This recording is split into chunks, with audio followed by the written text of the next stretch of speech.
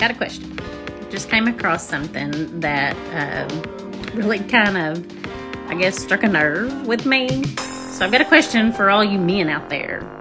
So what I came across was something that said that, you know, this lady was 60 years old and was going out on a date with a 67-year-old, and but he didn't want to commit to anything. And so I'm thinking I'm going to be single till the day I die.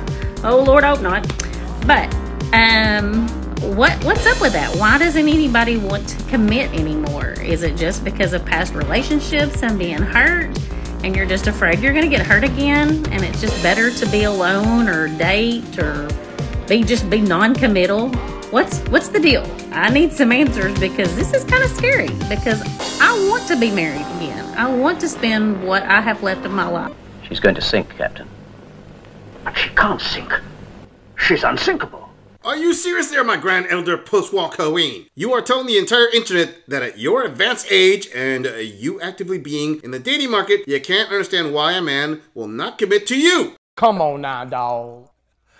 Come on, man. I would like to say the writing is on the wall, but at this point, the writing is basically on channels like this one. Okay, let me break this down for those who require the XX chromosome closed captioning. Why would a man in his 60s commit to a woman in her 60s? Or a better question is, what are you going to offer him in a marriage that you couldn't offer him in a regular relationship? Ladies, I'm not being cruel in the least. I am advocating for expectation management. Look, the chances of a woman jonesing for a marriage in her 60s being broke is relatively high. That means a guy in his 60s would have to risk the last assets he has with no chance to actively rebuild if she decides to leave and take half with her. That's a sucker's deal. And for as many beta imp chumps there are out there, eventually they will draw the line at one point. Either that or they are gluttons for punishment. No way. Yes way. Moving on. I'm done dating.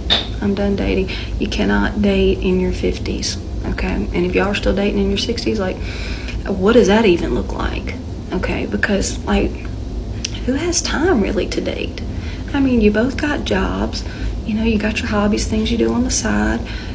You know, it's like, where do you fit in another human being?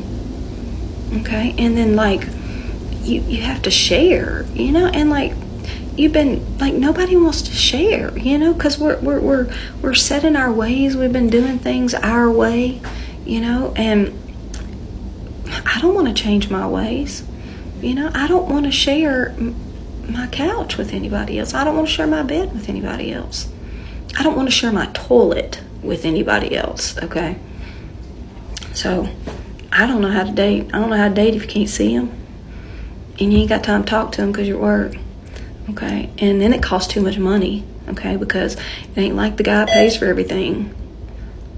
Okay, so you got to pay your part too. It's expensive. Who wants to date? It costs money to date. And then I got to share my stuff.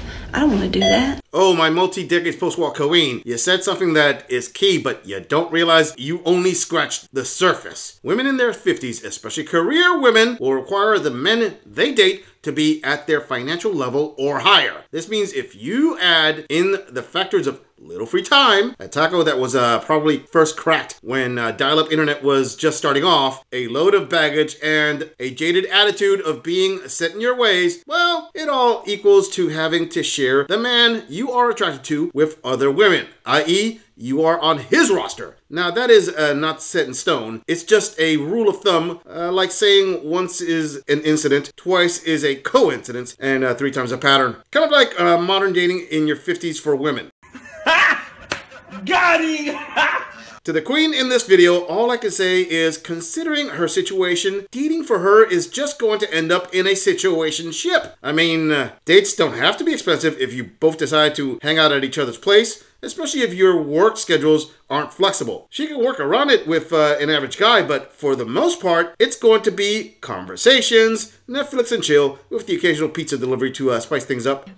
Whatever. Moving on. I love seeing all the men on social media talk about gold diggers because, frankly, there's no better way to see, number one, who doesn't have any actual gold. to dig? And number two, who are the men that completely lack any financial sophistication? Yeah, because men who have a lot of money don't give a single rip about how much they are going to spend on a woman or anything else. They just love that they have all of that cash to splash. And men who have a lot of money earn it so that they can have nicer things. Lots of them. And on that list would be women. Yeah, that's why certain cars are called kitty cat magnets, right? Now, men who have a lot of money know this. They know how to protect their assets through a myriad of legal avenues. They know all the tricks, all the loopholes. They have accountants and lawyers at their disposal. They square that stuff away and move on to enjoy the fruits of their labor. And they want to enjoy those fruits with a lady by their side that looks the part. They delight in the opportunity to buy her clothes, take her on the fancy vacations, the bags, the diamonds, the cars, whatever she wants.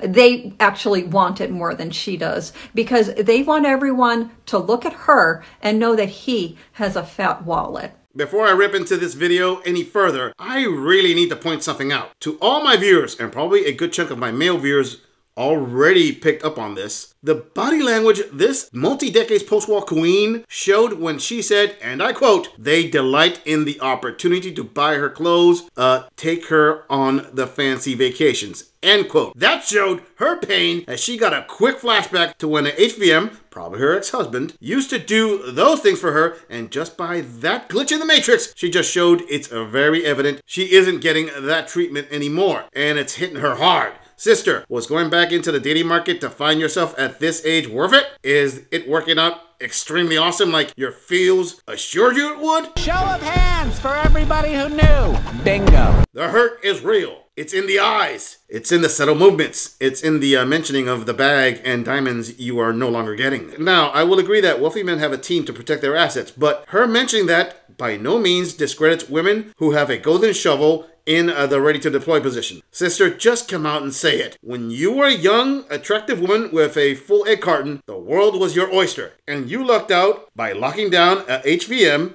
Unfortunately, as you aged out, you probably didn't want to put up with the things women would have to put up with to retain a HVM, and you felt you could do better. Oh, so you thought, until you found out most HVMs just aren't looking to wife up an empty egg carton beyond her middle age point. Fatality. Flawless victory. Moving on. Hi, John. So you say that I portray that I'm unapproachable in this particular video and better than others. And I will tell you, I do not think I'm better than others, but I do know my worth. I didn't create boundaries, is really what it's about.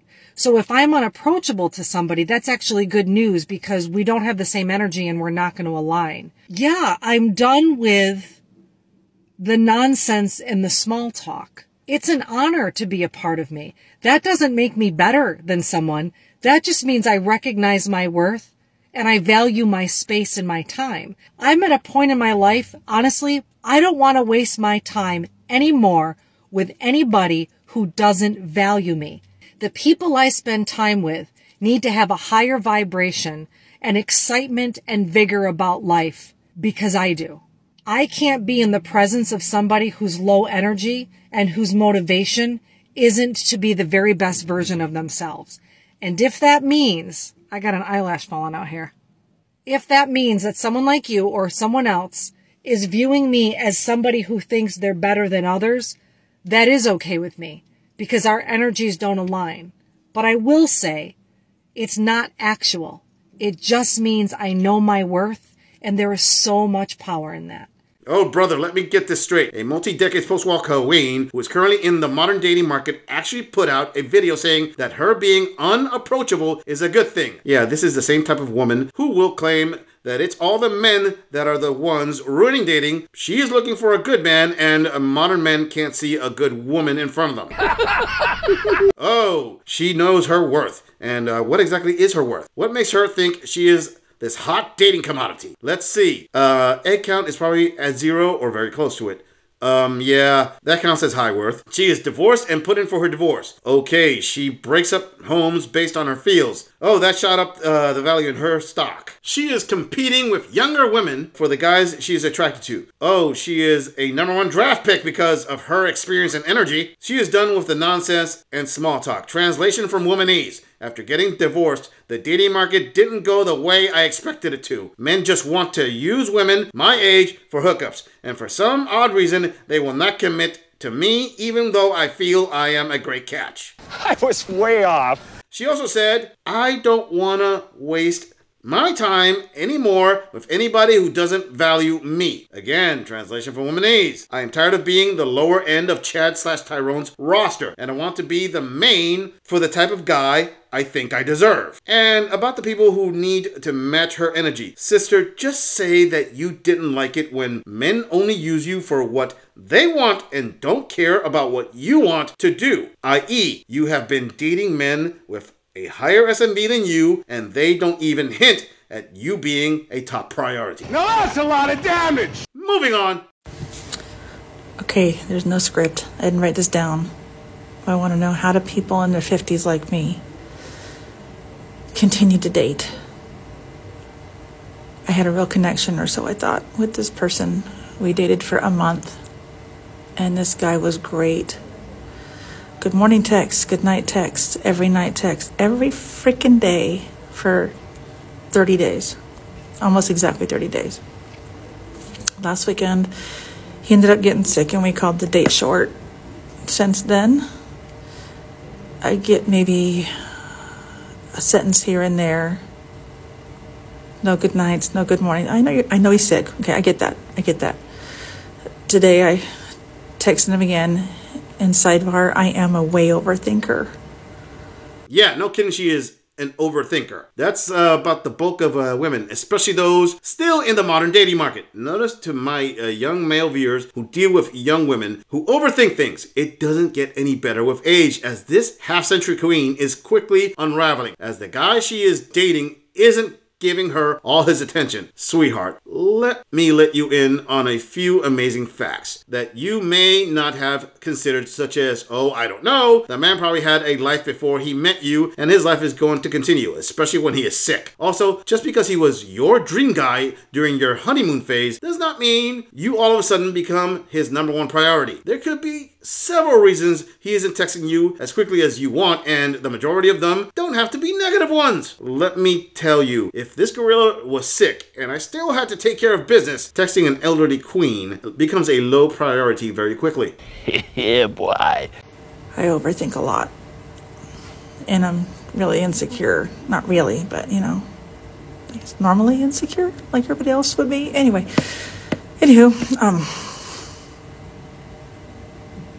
yeah. He's just not like available like he was. He's not wanting to text or talk. And I had actually stopped myself from trying to being happy. And then I was convinced, just go with it, enjoy it, be happy. And then I did. And now here I am. Almost 54. And still alone. And single. If you're insecure, like most single multi-decades post-war queens, then it's a good chance it's above average insecurity. And OMG, a sick man isn't on his phone making sure your fifis are okay. How selfish of him to put his health and time first. Look, I may not know why this 54-year-old gem of a catch is single, but if we were to use statistical facts and say she is divorced, there is a 70% plus chance she put in for her divorce. I mean, we can also throw up there she had to get away from her toxic ex-husband because her fifis assured her true Prince Charming was out there somewhere waiting to wife up an old single mom and carry her away to his castle. Mama say that happiness is from magic rays of sunshine that come down when you're feeling blue. Yeah, Isn't it amazing how women in their later years think that dating is going to be similar to when they were in their 20s, and there will be tons of men ready to rush in and put a ring on it? To this queen, I say she doesn't have to be insecure. She just has to be a realist. That means be patient with the guy and see where it goes. Trust me, sister, there aren't many men out there looking to lock in a high mileage car. So keep your fingers crossed. Emotional damage. Moving on. This message is for men over 40 and, you know what, men over 30 even. Y'all are looking toe up on the dating apps. As women make more and more money and we're not forced to be with someone for economic stability, guess what? We're going to be going for attraction. We're going to go for good. We're going to go for romance. All these things that we couldn't go for because we had to prioritize financial stability for the future of our children and to have a roof over our heads. We couldn't have our own credit cards 30 years ago. And while we were making ourselves look as desirable as possible, going under the knife, butchering ourselves to look good for you guys better be going in to get Botox, get that filler, fly to Turkey, get that hair transplant, go to the gym, get that facelift.